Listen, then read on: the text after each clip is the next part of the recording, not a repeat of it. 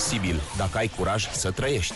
Vine frumoasa sălbatică Hilary, sezonul 2, la Animax. Atunci când cele mai simple lucruri se complică și nimic nu pare să fie așa cum trebuie, atunci când nu poți spune care este diferența între iubire și ură, atunci este Lovely Complex.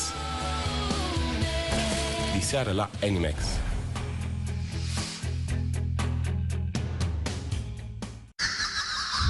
Ninja este rapid, silențios și aproape invizibil, dar dacă asculți cu atenție, poți să-l zărești.